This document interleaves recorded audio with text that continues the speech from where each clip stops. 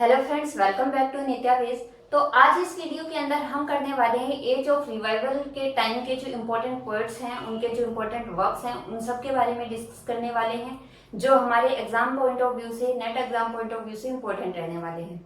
तो चलिए स्टार्ट करते हैं। इससे पहले मैं आपको बता दूं कि हमने जो हमारा लास्ट लेक्चर था उसके अंदर हमने एज ऑफ रिवाइवल को डिस्कस किया था और एज ऑफ रिवाइवल के जो उस समय जो टाइम पीरियड है 1400 से 1550 तक का जो टाइम पीरियड है, उस समय में क्या सिचुएशंस रही एज ऑफ रिवाइवल में, क्या रिफॉर्मेशन आया, रेनेसा आया, वो उन सब के बारे में हमने डिस्कस किया था। और जो किंग हेनरी एट्थ हैं उनके बारे में काफ़ी डिटेल से हमने डिस्कस किया था, क्योंकि किंग हेनरी एट्थ का काफ़ी बड़ा इम्पैक्ट रहा है एज ऑफ रिवाइवल पे।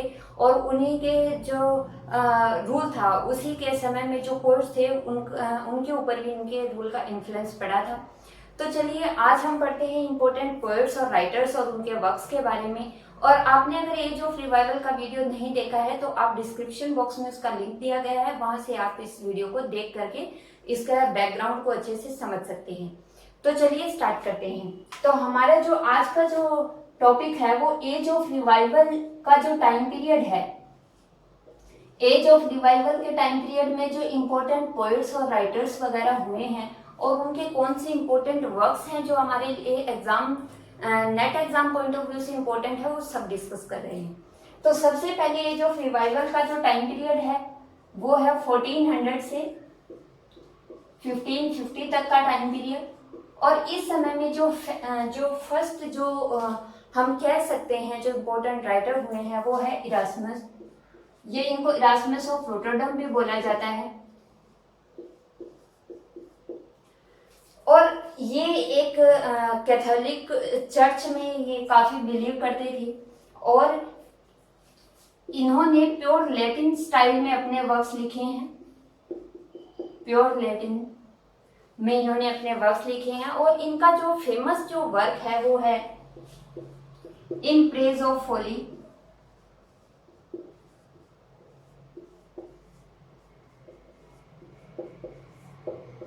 जो कि एक सैटारिकल कमेंट है, इन्होंने एक सैटारिकल कमेंट किया है सुपरस्टिशंस के ऊपर। सैटारिकल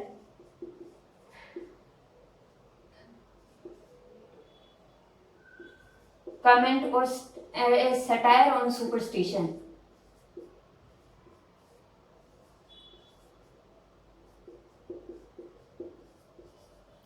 इसके अलावा इन्होंने जो न्यू टेस्टामेंट है उसको भी लैटिन में कन्वर्ट किया था, लैटिन में उसको ट्रांसलेट किया था।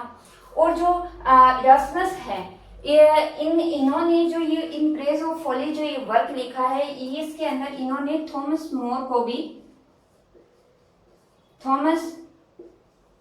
का भी इन्होंने जिक्र किया है। थॉमस मोर को ये इन्होंने क्योंकि ये इनके फ्रेंड थे थॉमस मोर, और इनका भी जिक्र इसमें किया गया है एक इन प्रेज ऑफ फोली। और जो इन प्रेज ऑफ फोली जो ये इसके अंदर जो फोली है उसका पर्सोनिफिकेशन किया गया है, जो करेक्टर्स हैं उनको पर्सोनिफाई करके एक सुपरस्टिशन के ऊपर सोसाइटी के अंदर सटायर लिखा गया है। तो ये इरास्मस है। और इनका जो ये वर्क है, इनका जो ये इन प्रेज ऑफ फोली, इसके अंदर जो लास्ट लाइन है वो हमारे लिए इम्पोर्टेंट है, उसे हम जान लेते हैं। No man is wise at all time and without its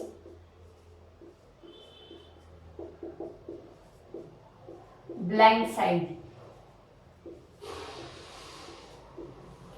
तो यहाँ पे इरास्मस ने जो क्रिश्चियन जो आइडियल है उनको स्ट्रेट फॉरवर्ड वे में यहाँ पे इन्होंने बता दिया है। और जो प्रेज ऑफ फोली है वो थॉमस मोर ने अपने फ्रेंड इरास्मस ने थॉमस मोर को अम्यूज करने के लिए, अपने फ्रेंड को अम्यूज करने के लिए ये वर्क इन्होंने लिखा था। और ये काफी इंपॉर्टेंट वर्क है। और ये जो वर्क था इसने प्रोटेस्टेंट रिफॉर्मेशन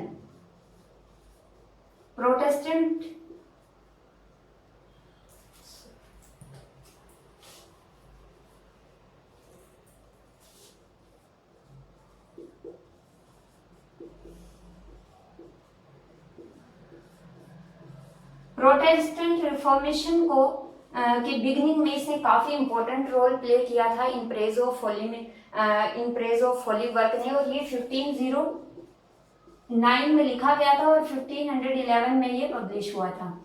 तो ये काफी इंपॉर्टेंट वर्क था इरास्मस का। इसके अलावा भी कुछ इंपॉर्टेंट वर्क हैं जो आपको पीडीएफ नोट्स के अंदर दिए गए हैं और आपको उनको पढ़ लेना एक बार जरूरी है। तो आपको याद रखना है कि जो इरास्मस है उनका जो इम्पोर्टेंट वर्क है इन प्रेज ऑफ होली है, और इसने प्रोटेस्टेंट रिफॉर्मेशन में काफी इंपॉर्टेंट रोल प्ले किया था। और इसकी जो लास्ट लाइन है वो एक बड़ा ही सिंपलेस्ट जो इन्होंने स्ट्रेट फॉरवर्ड वे में क्रिश्चियन आइडल को बताया है कि no man is wise at all time and without its blind side. और इरास्मस के बारे में एक बात और बता दें आपको कि ये लाइफ टाइम अपने लाइफ टाइम ये क्रिश्चियन जो चर्च है, जो कैथोलिक चर्च है, उसके ये मेंबर बने रहे। लेकिन ये जो उस समय में जो मार्टिन लूथर जो कि फेथ के ऊपर ऑब्जेक्शन कर रहे थे, जो उस समय के जो क्रिश्चियन जो करप्शन है, जो चर्च का कैथोलिक चर्च का जो करप्शन है उसके खिलाफ अपनी आवाज उठा रहे थे 1517 में। उस समय में इरास्मस जो थे उन्होंने मिडल वे को ज्वाइन किया, उन्होंने मिडल वे अपनाया और इन्होंने ये लाइफ टाइम कैथोलिक चर्च के मेंबर बने रहे। लेकिन इन्होंने चर्च के मेंबर रहते हुए, उसके अंदर रहते हुए इन्होंने हमेशा जो गलत जो बातें थी, जो गलत करप्शन था, उसके खिलाफ इन्होंने अपनी आवाज को उठाया था। तो इस तरह से ये इरास्मस है। अब इसके बाद में नेक्स्ट हम बात करते हैं थॉमस मोर की। जो थॉमस मोर है ये काफी इम्पोर्टेंट इनका रोल रहा है इंग्लिश लिटरेचर में, क्योंकि इनका जो वर्क है वो काफी इम्पोर्टेंट है हमारे net exam point of view से। तो इसे पढ़ लेना हमारे लिए बेहद जरूरी है। नेक्स्ट हम बात कर रहे हैं थॉमस मोर की। जो थॉमस मोर है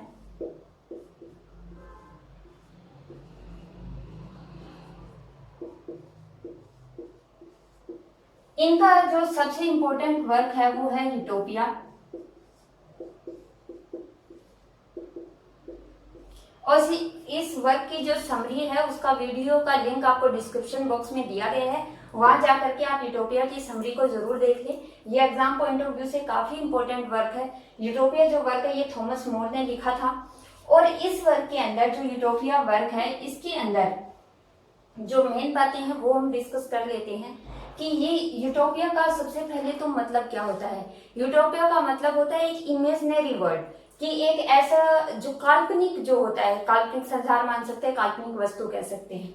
तो यूटोपिया का मतलब भी होता है कल्पना पर आधारित। और थॉमस मोर ने उस समय ये जब ये लिखा था, उसका लिखने का काम ये था कि जो उस समय वो किंगडम के बारे में जो भी उसमें फॉल्स थे, जो गलत चीजें थी, उनके खिलाफ सीधे आवाज नहीं उठा सकते थे। तो इसलिए इन्होंने अपने वर्क के अंदर एक इमेजिनरी आइलैंड को रिप्रेजेंट किया और उसके थ्रू ये दिखाने की कोशिश की कि एक जो आइडियल जो सोसाइटी है वो कैसी होनी चाहिए।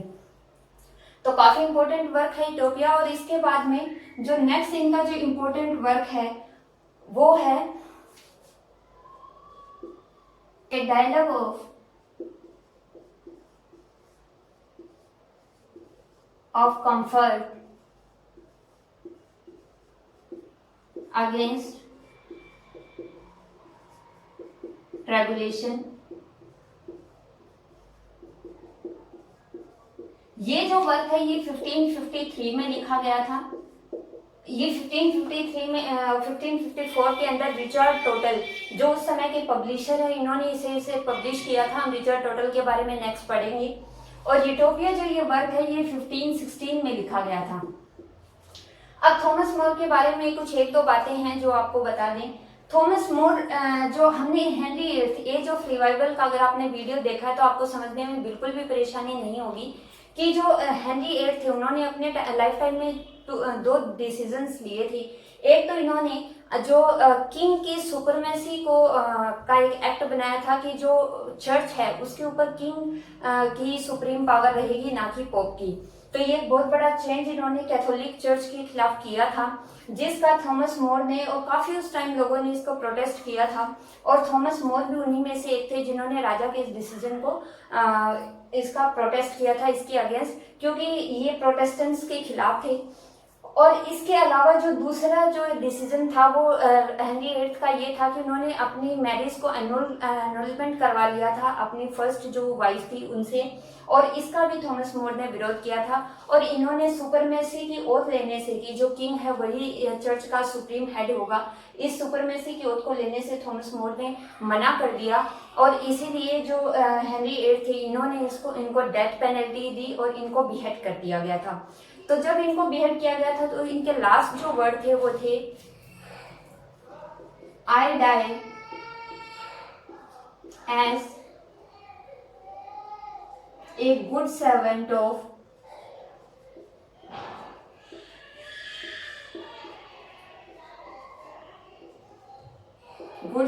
Of king but the God's first.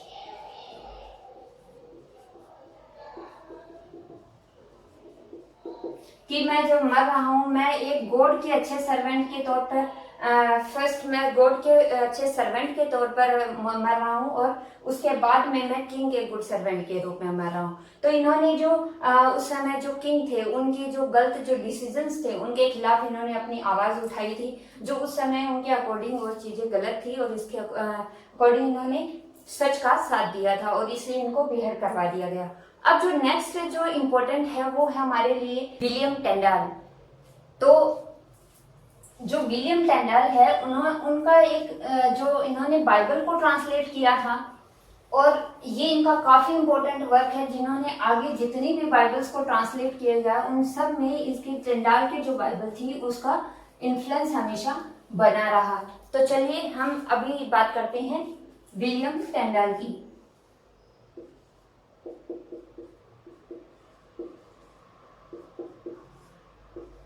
William टेंडल के जो फेमस जो इनका वर्क है, इनकी ट्रांसलेशन है टेंडल बाइबल।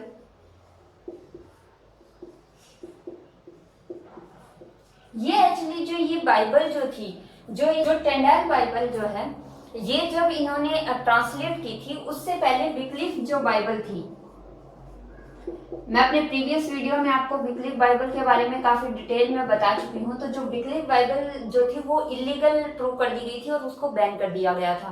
तो ऐसे में टेंडाल ने एक बाइबल ट्रांसलेट की, बाइबल का ट्रांसलेशन किया, और जो ये टेंडाल की जो बाइबल थी उसमें जो इम्पोर्टेंट जो था वो ये था कि ये फर्स्ट इंग्लिश ट्रांसलेशन थी जो कि डायरेक्ट हिब्रू और ग्रीक से ट्रांसलेट की गई थी इस बाइबल को।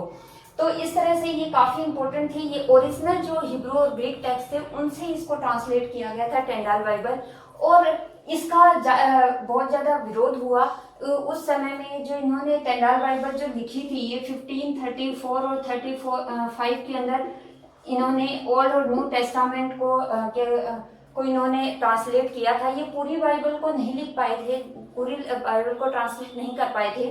कुछ पार्ट्स ही इन्होंने ट्रांसलेट किए थे, ओल्ड टेस्टामेंट और न्यू टेस्टामेंट के कुछ पार्ट्स। लेकिन इनकी जो बाइबल थी उसका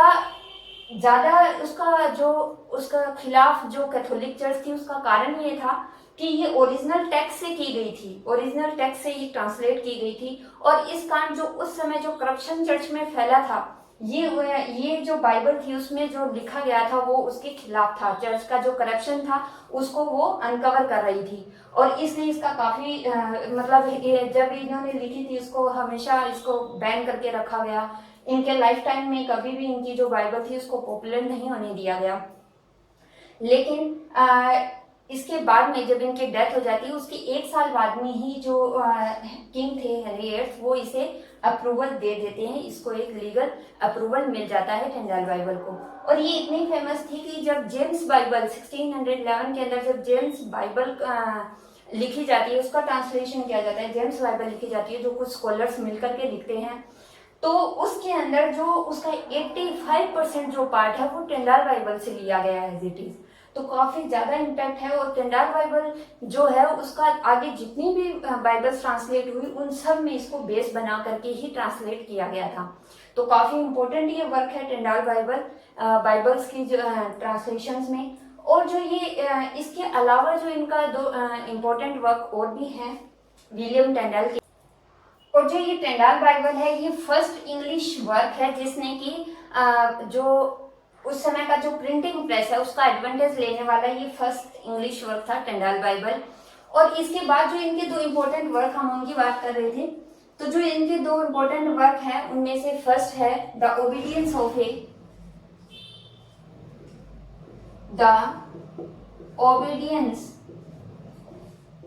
ए क्रिश्चियन मैन।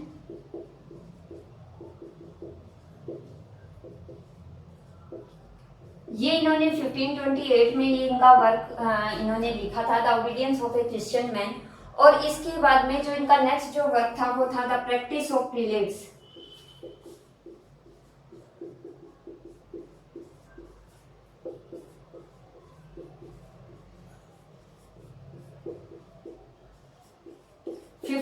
में ये वर्क लिखा गया। अब ये जो दो वर्क है इन्होंने काफी कुछ टिंडाल के लाइफ में चेंज कर दिया। जो इनका फर्स्ट वर्क था the obedience of A Christian man, ये जो वर्क था इसके अंदर जो टिंडाल थे उन्होंने इस बात को सपोर्ट किया था कि जो चर्च है उसको उसका जो हेड है वो किंग होना चाहिए, ना कि पोप। तो इस बात का इन्होंने अपनी बुक के अंदर 1528 में जिक्र किया था। और जो हेनरी VIII थे वो इनकी जो बुक है उससे काफी ज्यादा इन्फ्लुएंस हुए थे। हेनरी VIII ने इनकी किताब को, इनकी वर्क को पढ़ा था और काफी ज्यादा इम्पैक्ट हेनरी VIII पे पड़ा था। और उसी के बाद में नेक्स्ट 1-2 ईयर्स के बाद में जब हेनरी VIII थे उन्होंने ये लॉ पास कर दिया कि जो चर्च होगी उसका जो हेड होगा वो किंग होगा, ना कि पोप होगा। जो सुप्रीम हेड होगा कैथोलिक चर्च का वो किंग होगा। तो जब ये रूल पास हुआ तो ऑफ कोर्स जो कैथोलिक चर्च के जो प्रेस्ट थे, पोप थे, वो सब नाराज होंगे। और वो नाराज किससे होंगे? इन्हीं से, विलियम टिंडाल से नाराज हो गए अब ये लोग। और इसके अब एक तरह से अब ये जो इनका वर्क आया इससे जो कैथोलिक जो पीपल हैं, जो कैथोलिक जो लोग हैं, जो चर्च है, वो एक तरह से इनसे नाराज हो गया। तो एक तरह से ये इनके दुश्मन बन गए। अब सेकंड जो वर्क इनका आया द प्रैक्टिस ऑफ प्रीलेट्स, 1530 के अंदर ये वर्क आया। और इस वर्क के अंदर उन्होंने जो हेनरी VIII जो थे उन्होंने जो उनका एनुलमेंट हुआ था, इन्होंने अपने मैरिज को अनुल किया था अपनी फर्स्ट वाइफ कैथरीन के साथ, कैथरीन ऑफ अरागन के साथ। तो इस बात का इन्होंने अपने वर्क में विरोध किया।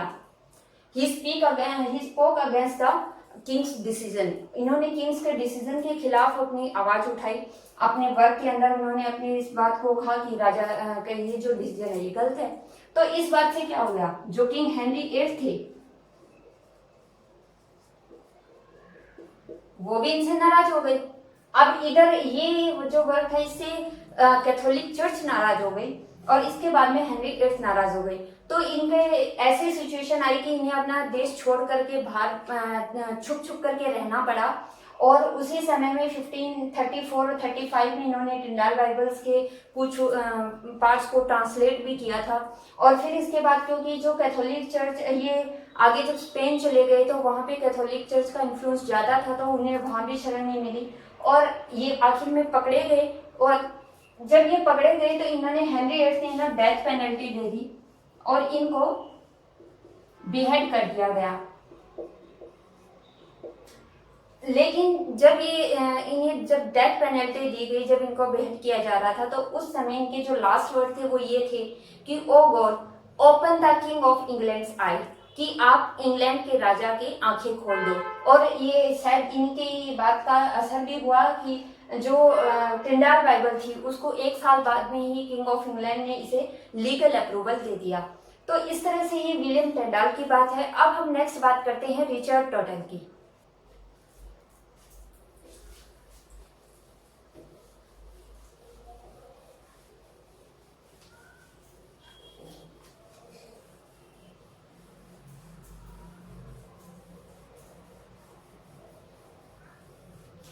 रिचर्ड टोटल एक्चुअली पब्लिशर थे और ये जब प्रिंटिंग प्रेस आई थी तो ये ज़्यादातर ये वर्क्स को पब्लिश करते थे। ये मेनली एक पब्लिशर थे। तो चलिए हम इनके बारे में जानते हैं।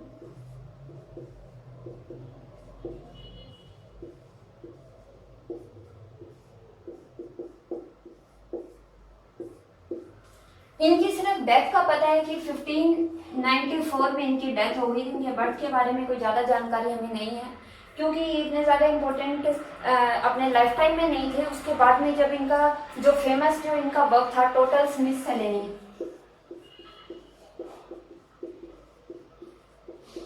टोटल स्मिथसोनियन जो ये वर्क था, इससे इसके कारण इनका इम्पोर्टेंस इंग्लिश लिटरेचर में बनी।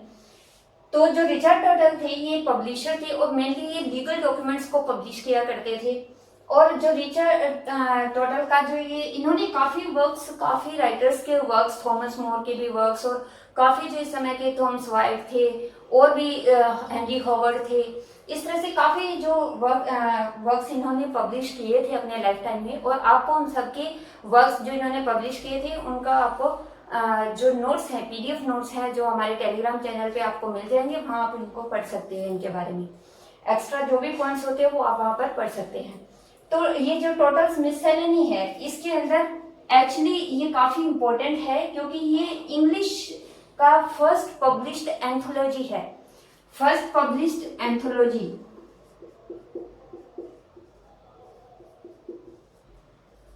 First published anthology in English.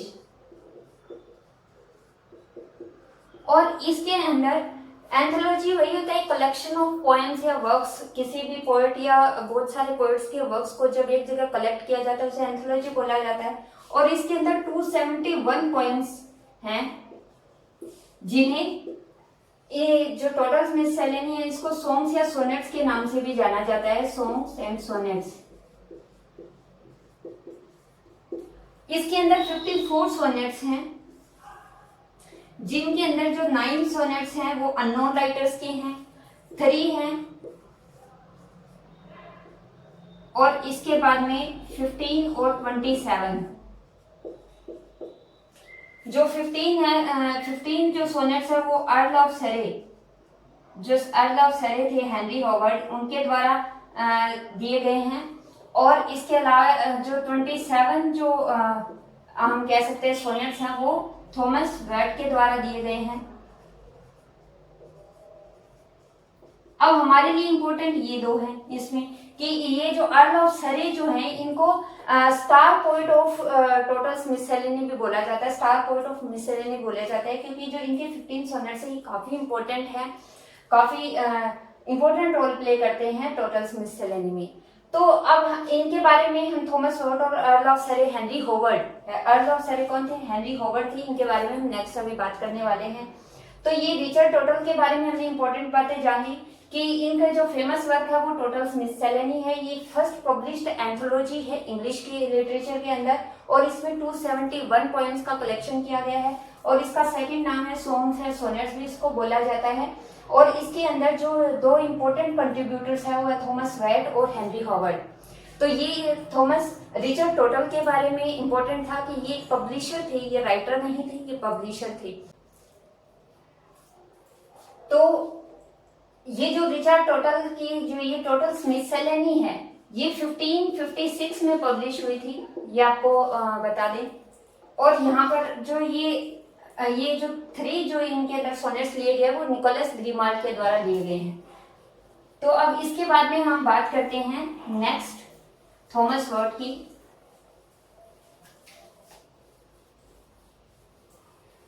आपने शेक्सपियरियन सोनेट के बारे में सुना होगा कि शेक्सपियरियन सोनेट शेक्सपियर के नाम से फेमस हैं, लेकिन उन जो सोनेट जो है, सोनेट को किसने इंट्रोड्यूस किया इंग्लिश लिटरेचर में, उनके बारे में आज हम पढ़ते हैं।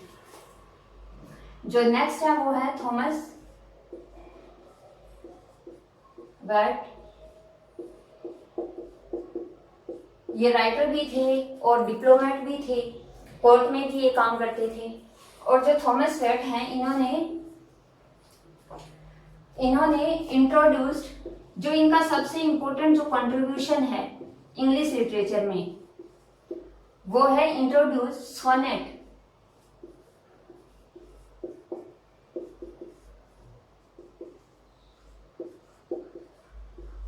To the English literature. इन्होंने इंग्लिश लिटरेचर में सोनेट को इंट्रोड्यूस किया था और ये मास्टर थे He was the master of iambic tetrameter.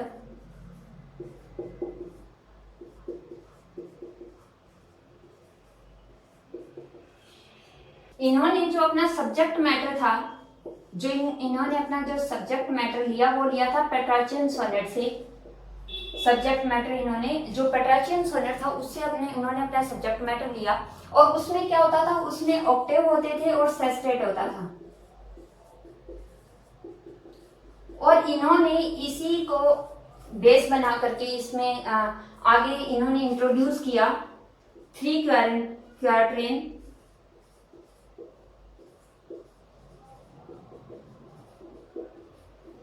And closing couplet.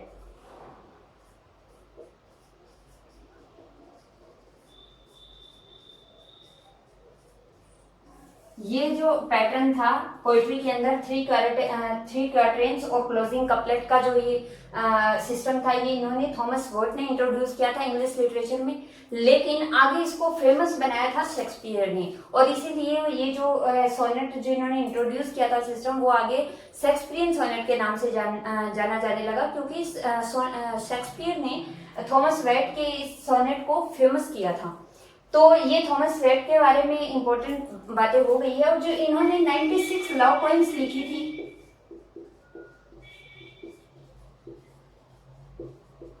जिनके अंदर से इनके जो 27 सोनेट्स, हमने अभी टोटल स्मिथ सेले ने पढ़ी थी ना सॉन्ग ऑफ सोनेट्स, जो मैंने अभी आपको पढ़ाई है, उसके अंदर ये 27 जो सोनेट्स थे वो इनके थॉमस वर्ट के पब्लिश हुए थे, लेकिन ये इनके posthumously after death 15 years after death ये पब्लिश हुए थे। 15 इयर्स आफ्टर डेथ, ये इनके डेथ के बाद में ये इनका वर्क 27 जो ये सोनेट्स है टोटल स्मिथ सेले में इनके पब्लिश हुए थे, और वहीं से फिर इनको लिटरेचर में एक नाम मिला था। तो अब हम बात करते हैं हेनरी हॉवर्ड के बारे में।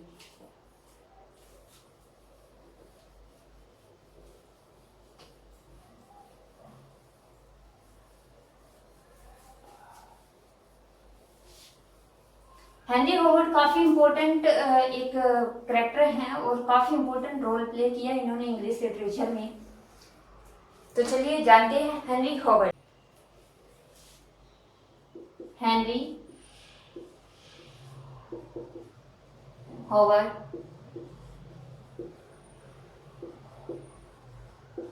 अर्ल ऑफ सरे, ये एनरी बोलेन और जो कैथरीन हॉवर्ड थी उनके ये फर्स्ट कजन भी थे, और इनको डेथ पेनल्टी दे दी गई थी इस शक के आधार पर, क्योंकि एक रूमर फैला था कि जो ये हेनरी हॉवर्ड है, ये जो हेनरी VIII के जो बेटे थे एडवर्ड IV, उनको मारने की ये साजिश कर रहे हैं, और उसको मारने के बाद ये खुद राजा बनना चाहते हैं।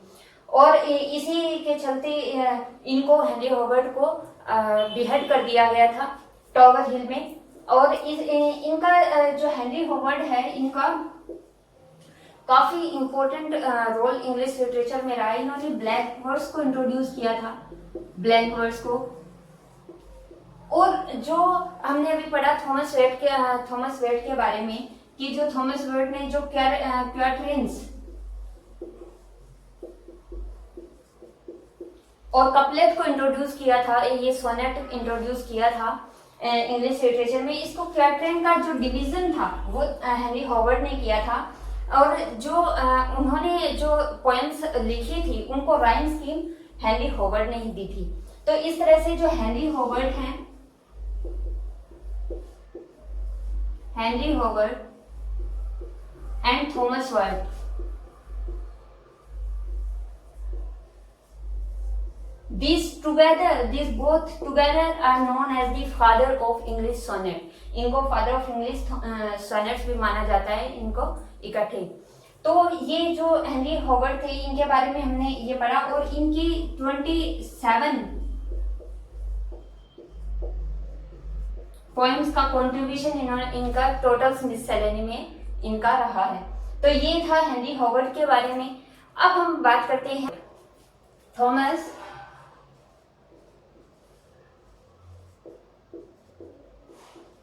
एलियट। ये एक काफी ये फेमिनिस्ट थे, ये फेमिनिज्म के सपोर्टर थे, और ये हमेशा जोर देते थे वुमेन एजुकेशन पर।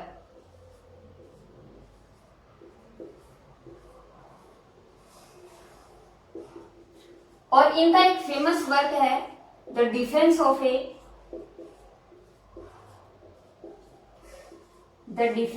A good women.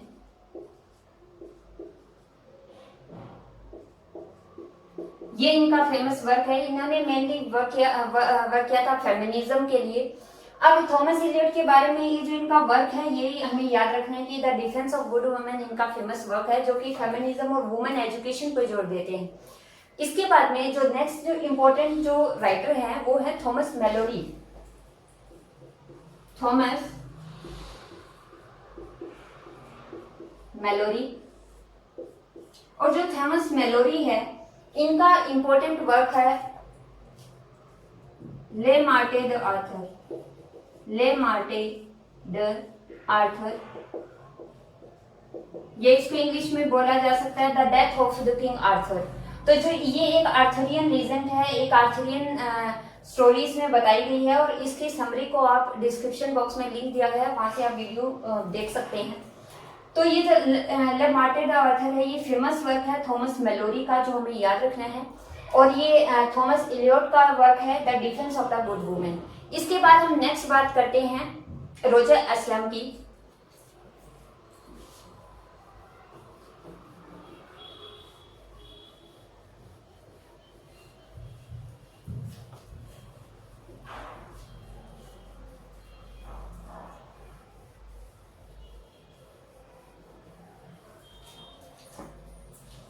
जो नेक्स्ट है वो है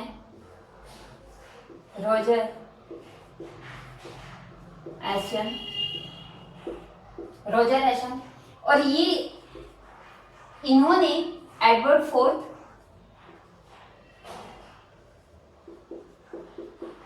फिर इसके बाद में मैरी फर्स्ट और एलिजाबेथ फर्स्ट, इन तीनों के टाइम में इन्होंने अपने सर्विसेज दी थी। और जो रोजर एस्लम है इन्होंने 1548 से 1551 तक का जो टाइम पीरियड है उसमें इन्होंने एलिजाबेथ के ये ट्यूटर भी रहे थे। जो एलिजाबेथ फर्स्ट जो आगे जाकर क्वीन ऑफ इंग्लैंड बनेगी, इनके ये ट्यूटर भी थे एलिजाबेथ के, एलिजाबेथ ट्यूटर। और ये इनको लैटिन और ग्रीक सिखाया करते थे। और इसके बाद में ये एडवर्ड फोर्थ, मैरी फर्स्ट और एलिजाबेथ फर्स्ट के टाइम में अपनी सर्विसेज देते हैं। ये जो रोजा एस्लम है इनके दो इंपॉर्टेंट वर्क्स हैं। इनमें से जो फर्स्ट वर्क है वो है टॉक्सोफिलस। ये जो टॉक्सोफिलस जो वर्ड है इसका मतलब होता है लवर ऑफ बो। ये इनका काफी इंपॉर्टेंट वर्क है जो इन्होंने किसको डिनोट करके लिखा था, हेनरी एट्थ को डिनोट करके इन्होंने ये वर्क लिखा था टॉक्सोफिलस। और ये फर्स्ट ऐसा वर्क है जो कि हमें बताता है आर्चरी के ऊपर लिखा गया, आर्चरी के ऊपर लिखा गया फर्स्ट इंग्लिश वर्क है ये। और इसके बाद में जो नेक्स्ट इनका जो वर्क है वो है द स्कूल मास्टर।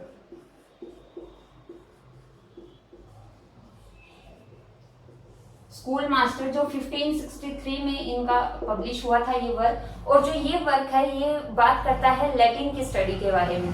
और ये जो वर्क है स्कूल मास्टर ये बड़ा ही ज्यादा इन्फ्लुएंस्ड वर्क है उस समय के सोशल एजुकेशन सिस्टम की ओर से, क्योंकि जिस समय में ये थे रोजर एस्लम और जिस समय में जो स्कूल का जो सिस्टम था उसमें बच्चों को ये बिलीव किया जाता था कि अगर आपको बच्चों को पढ़ाना है, उन्हें एक अच्छी एजुकेशन देनी है तो उनको आप फिजिकली टॉर्चर करो, मतलब आप उनको पीटो मारो क्लास के अंदर। और ये जो टीचर्स होते थे, जो उस समय जो टीचर्स पढ़ाते थे वो काफी ज्यादा मारपीट करते थे बच्चों के साथ। और इसलिए बच्चे इनके समय में जो बच्चे होते थे वो काफी डरते थे स्कूल जाने से, क्योंकि काफी मारपिटाई पर उस टाइम जोर दिया जाता था। तो जो ये स्कूल मास्टर जो ये वर्क है उस समय ये काफी इंपॉर्टेंट वर्क है। इससे हमें पता चलता है कि उस समय का जो इंग्लैंड था उसके अंदर एजुकेशन सिस्टम क्या था, किस तरह से बच्चों को पढ़ाया जाता था, क्या बिलीव किया जाता था। और हमें पता लगता है कि उस समय में जो एजुकेशन सिस्टम था उसके अंदर बच्चों को फिजिकली पनिश किया जाता था। काफी कुछ अच्छी बातें इसके स्कूल मास्टर जो ये वर्क है इसमें बताई गई है, काफी इंपॉर्टेंट ये वर्क है। तो आपको याद रखना है कि जो स्कूल मास्टर वर्क 1563 में और टॉक्सोफिलस जिसका मतलब होता है लवर ऑफ बो, जो हेनरी 8 को इन्होंने समर्पित करके ये वर्क लिखा था और ये आर्चरी पे फर्स्ट इंग्लिश वर्क है। तो ये रोजर एस्टन के बारे में है। इसके बाद हम बात करते हैं विलियम डनबर के बारे में।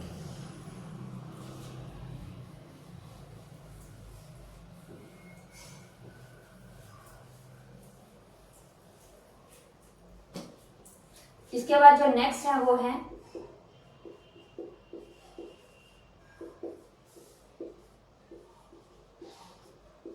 विलियम डनबर, और इनका जो एक इंपॉर्टेंट वर्क है द फ्लाइटिंग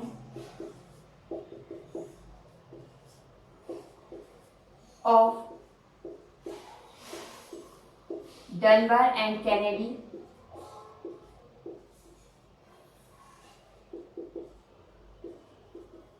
और इसके अलावा एक और इनकी जो इंपॉर्टेंट पोएम वो है लेमेंट फॉर दी मेकर्स। ये एक पोएम है जो इन्होंने लिखी है। ये दो इनकी इंपॉर्टेंट वर्क्स है, लेमेंट फॉर द मेकर्स, इसको आपको ध्यान में रखना है, ये विलियम डनबर की एक इम्पोर्टेंट पोएम है। इसके अलावा भी कुछ इंपॉर्टेंट राइटर्स हैं, पोइट्स हैं इस टाइम के, जो जिनके नाम और कुछ अगर इनके इंपॉर्टेंट वर्क्स हैं तो उनके नाम आपको याद रखने होंगे, एग्जाम पॉइंट ऑफ व्यू से इंपॉर्टेंट हो सकते हैं, वो सब आपको पीडीएफ में अवेलेबल कराए गए हैं। तो चलिए आज का लेक्चर यहीं खत्म होता है, मिलते हैं नेक्स्ट वीडियो में। Till then keep practising, thank you.